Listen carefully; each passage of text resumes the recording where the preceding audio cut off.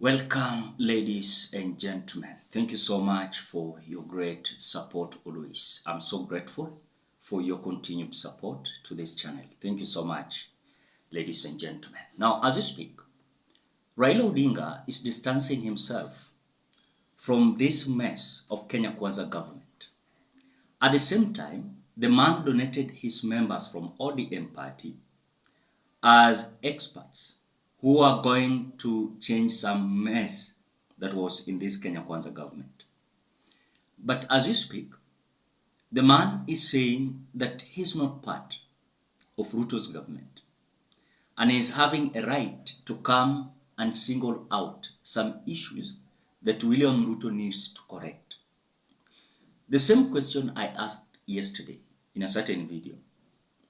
If truly they are sure on what they are saying, remember, he's close to William Ruto, and even yesterday, they were in Homa Bay.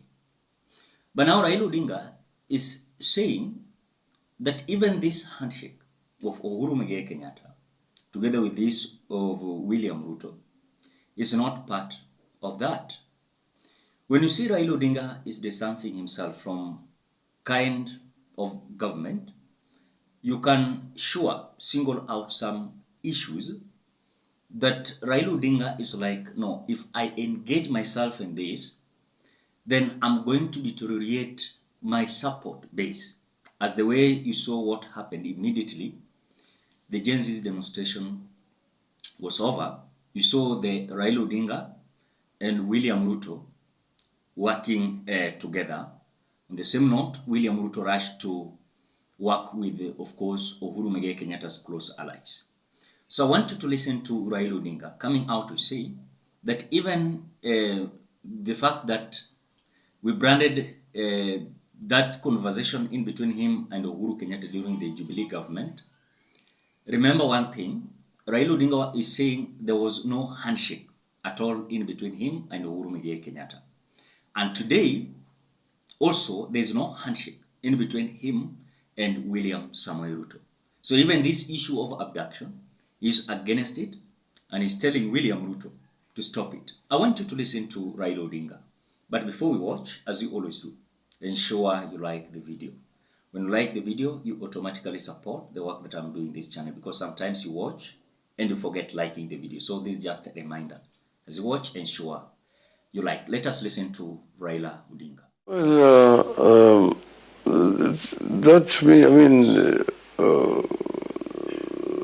Uhuru is a former president, Ruto is a former vice president. They were in government until the election day. And Kenyans know exactly what happened with the elections. And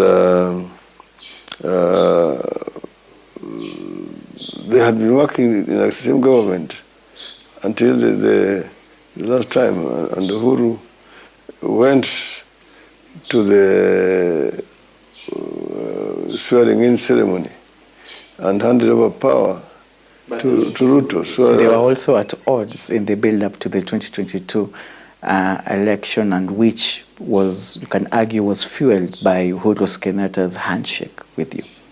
What I'm saying is we never had a handshake with Uhuru. People just said handshake. Like, I've never had any handshake with Ruto.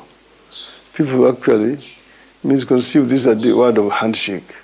A handshake I had with Kibaki, and then later on I had a handshake, with Uhuru when we agreed and we signed that accord, which ended up with production of the report. But then we went public in front of office of the president, and we did a handshake formally with Uhuru, like we had done with Kibaki. We did a handshake.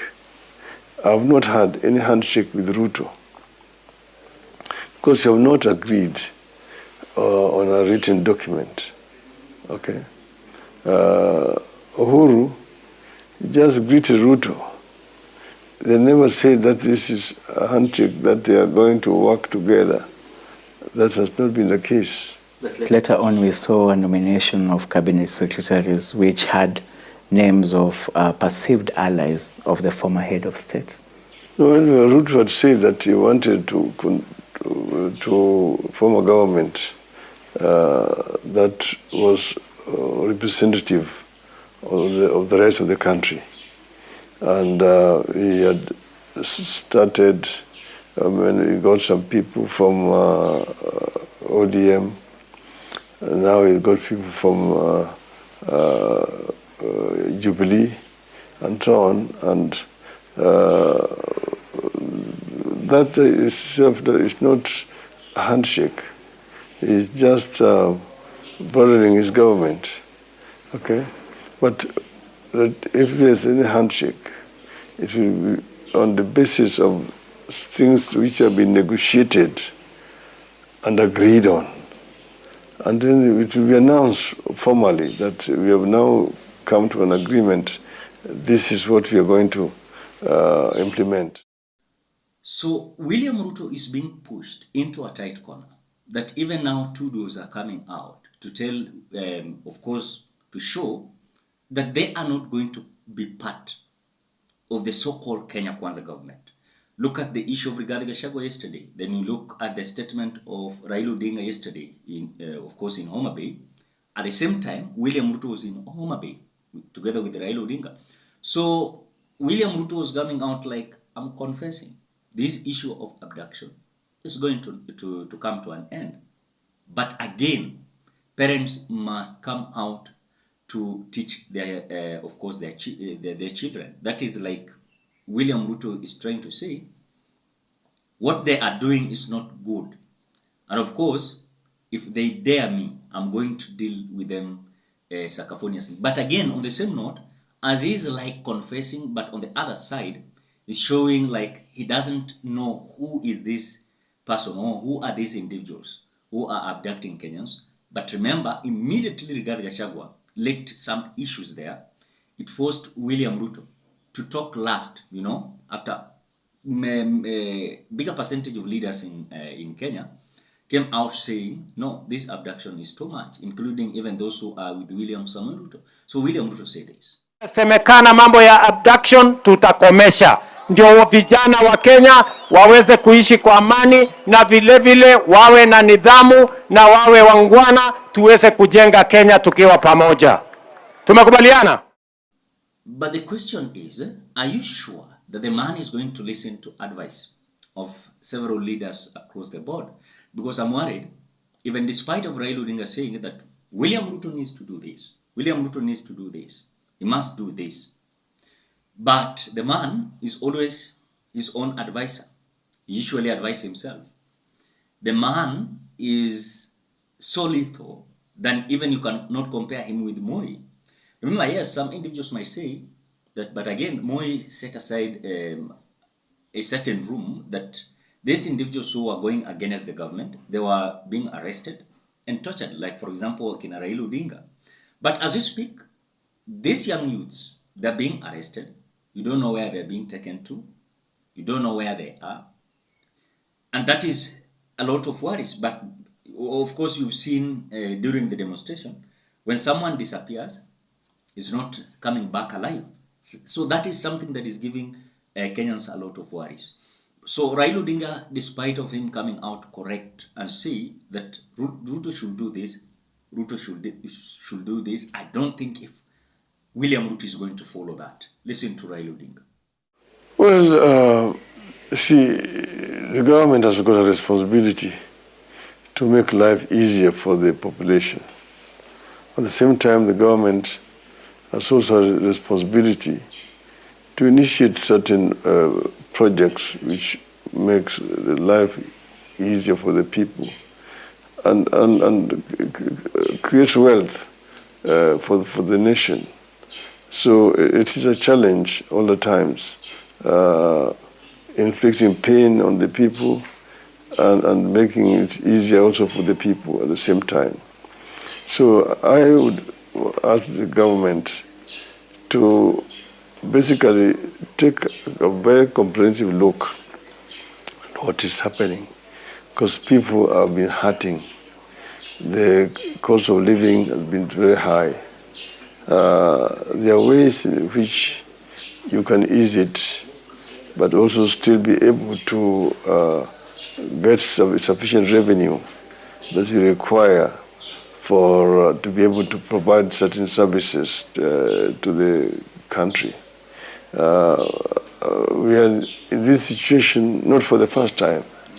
We have been in this situation before. I remember when we came to power after many years of Kanu rule, we had the similar challenges. And we sat down with then late President Kibaki and came up with a solution, way forward.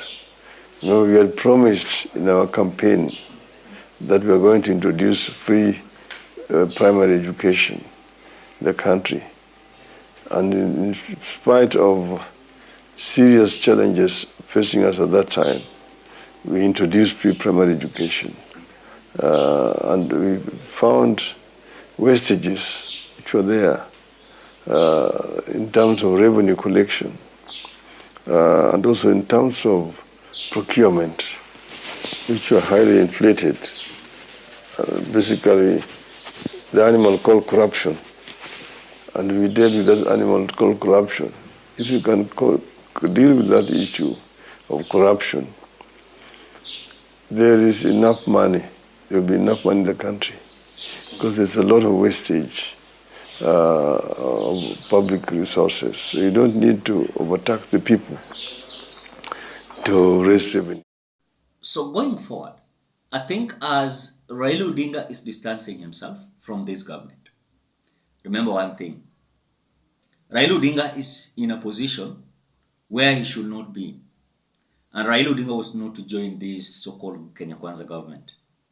Remember, it is just showing that he is using the blood of the Gen Zs to benefit from certain issues in Kenya Kwanza government. Because remember, I've seen some ODM brigades saying, but again, it is Raila Odinga who equalized this so-called tension that was in between William Ruto and the Gen Zs. But on the same note, the Gen Zs are saying, but again, we were the one who were fighting. But the Azimio la Umoja, One Kenya Coalition, the demonstration came to an end. What happened? Because earlier on, we had the so-called dialogue reports. William Ruto went ahead and threw them into a dustbin. But when he saw that the Gen Zs were coming so rough on him, he decided to revamp the so-called dialogue reports. But even as we speak, despite of revamping the dialogue reports, can you substantiate even some issues that William Ruto has actualized about the so-called dialogue reports? I'm not sure, because number one, the IEBC recommendation from the so-called dialogue report has not been actualized. Look at the issue of the arrest, and lawful arrest is still continuing.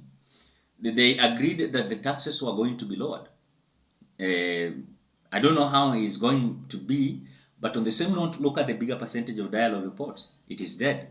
So I think it is just some individuals who are collecting themselves into a certain corner, so-called political class, that they just want to rule and continue being in the leadership so that they can squander the public resources in the name of the offices they are going to occupy, so that they can benefit themselves, their friends, and their families. Ladies and gentlemen, I want you to give your opinion at the comment section below. Otherwise, thank you so much because of your watching. Please consider liking, commenting, and sharing this video. Bye-bye.